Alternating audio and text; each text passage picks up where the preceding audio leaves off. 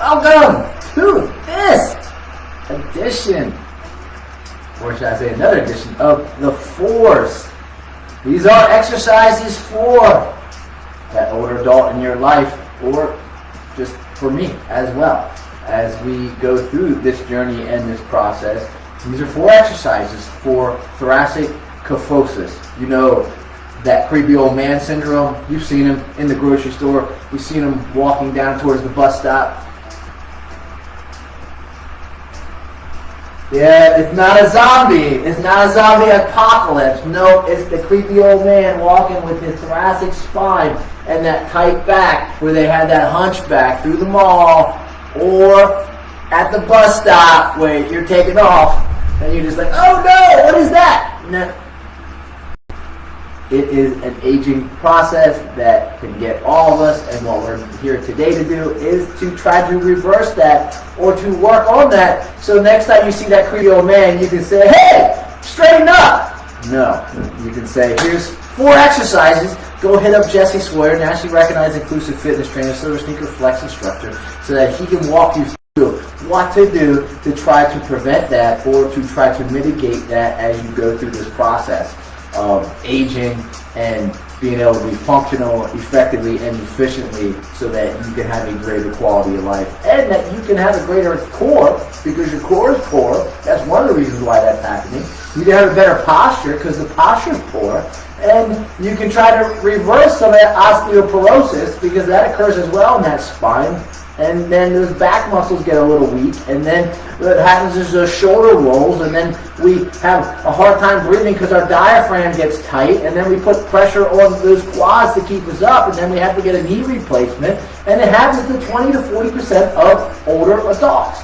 That's it, 20% of older adults, and it primarily affects that thoracic spine. So what do we want to do? We want to do some exercises. We want to do 4. But before we get to the 4s, here, let me go over a few things. If you have any lightheadedness, pain, dizziness, discomfort, or fatigue, hit the pause, come back a little bit later. These are going to be all exercises that you can do in the seated position, but I'm going to be demonstrating them in the standing position because it's much easier to be in the standing position, because it does help you straighten up and work on the core, work on the posture, and also work on weight-bearing activity, because you want to weight bear, that helps with osteoporosis. And I want to get that 20 to 40% of older adults in better shape. And then we have to get to that virtual 5. You should always consult with your physician before engaging in any physical activity program. By participating in this online exercise with me, you assume all dangers, hazards, risks of such participation. Exercises demonstrated by the instructor in this online class can be demanding. If you're unable to safely perform these exercises, please modify them or choose a different set of exercises. Number 2, I can't see you, I can't hear you, so please pay attention to your form, pay attention to mechanics. Lengthen and elongate that spine. Tuck the belly, tuck the tailbone. Chest out, shoulders up, back and down, and you're in that standing position with me. Toes over knees, knees over hips, hips over shoulders, slight bend, and you're being nice and strong today, and you're trying to, again, reverse that kyphosis of that thoracic spine from rolling forward and putting pressure on your diaphragm, putting pressure on your quads, and then ultimately impacting those knees as well, and other areas as well as you compensate.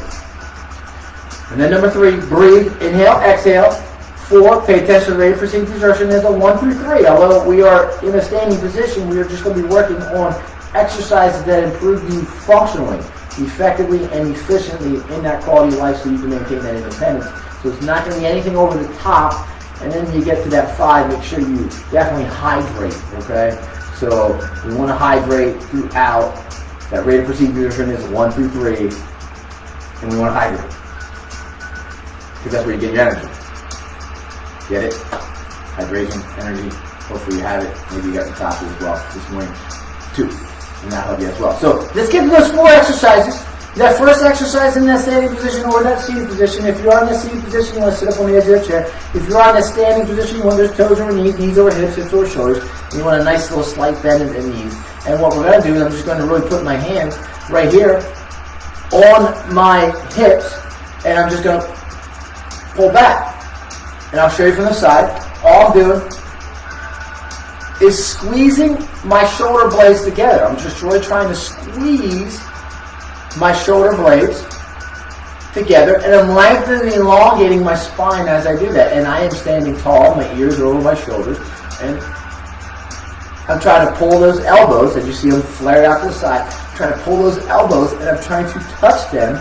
But I'm keeping my hands right here. I'm not allowing my hands to come back. I'm allowing them right here. I'm keeping them on my side, and they're just kind of rounding around. Pretend you have a tree there, and you're just trying to squeeze those shoulder blades together, or you're trying to take that watermelon or that beach ball and you're trying to squeeze it. But those hands, the key to this exercise is keep those hands on those hips.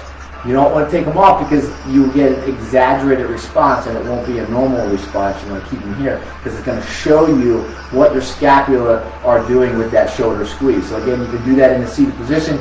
You just have to make sure you're sitting on the edge of that chair as you do it. That's number one. The next exercise from that standing position, and again, you can do it from that seated position when you be on the edge of that chair, is a hip hinge.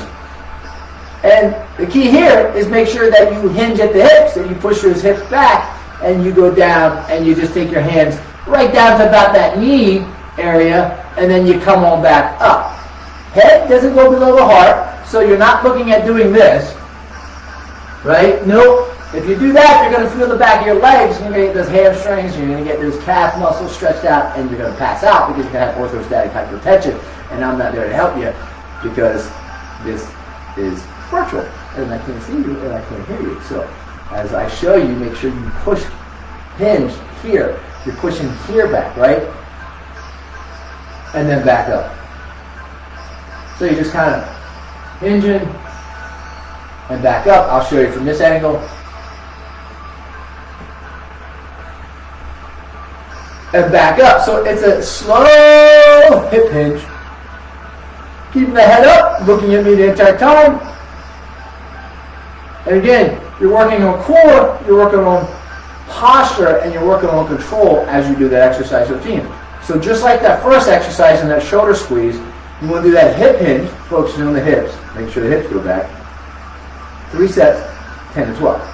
And both of them. In fact, all these exercises I'm going to show you today, the next two included, 3 sets, 10 to 12. The next one I'm going to demonstrate with lightweight dumbbells. If you don't have them, it's okay. You don't need them.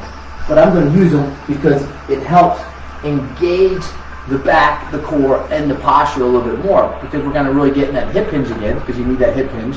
You need to hinge. And then we're going to do a bent over roll. So again, if you notice what I'm doing, we just did that shoulder squeeze. We're doing a hip hinge, and now I'm doing a bent over roll where I'm taking those weights. And it's making me engage my core. So you want to make sure you tuck the belly, tuck the tailbone. Some of you might have some poor lower back. Some of you might have that thoracic kyphosis. Clearly that's why we're doing this exercise routine for those older adults. You look like that creepy old man in the grocery store. We want to prevent that, right? They're all going to run. And especially if you're trying to buy them ice cream, they're definitely going to run. So you definitely want to work on the creepy old man syndrome here. And you pull it up. There you go. Now, you can do this in a neutral position, hinging at the hips, right? Shoulder squeeze with the pull, or you can do it in the pronated position. And again, as you pull that weight, or without the weight, you're squeezing those shoulders together. You're hinging. So those first two exercises, the shoulder squeeze in the standing position or the seated position, and the hip hinge, you're working them together now with that row in a bent over position. So you're putting all three together, and then that last exercise we're going to do is going to be a retraction and protraction exercise. And when I say, or I should say protraction, retraction exercise, is you can use light weights again to do it, or you may not. I'm going to drop the weights for this to show you. You can also use a broomstick. You can use a broom. You can use a dowel bar. You could use this as well, which is you just put behind the head. You just lift up and you pull back. You're going to just lift up, pull back. I use this on my stretching table. It's a bolster. You might not have a bolster, but if you look at what I'm doing, I'm just coming straight on up with it. I'm pulling back. I'm protracting, I'm pulling back, I'm protracting, so I'm doing a shoulder squeeze, and then I'm protracting my arms out, and I'm doing a shoulder squeeze. If you don't have a bolster, if you don't have a broomstick, if you don't have a dowel bar, you can use a towel. I don't have a towel, so I can't demonstrate with a towel. You can use light weights. Or you can just use your hands, and you just pull them back. You're retracting the shoulder blades. You're pushing out. You're pulling back. You're retracting the shoulder blades, and then you're pushing out. And you can retract the shoulder blades in a neutral position. You can retract the shoulder blades in a pronated position. Or you can retract the shoulder blades in a supinated position as well. It's entirely up to you. It's about putting them in order. So you don't want to go out of order with these exercises. You want to put them in order. Shoulder squeeze to hip pinch to bend over row, and then work on that protraction and retraction, because that's how they're set up. They're set up to warm your body up and chase down that creepy old man. 3 sets, 10 and 12. Thanks for being with me. Peace, my friends. It's the 4s. And now I'm hitting the 4s and the 4s, and I'm out. From the window to the wall, from the floor to the door. That's 4, my friends.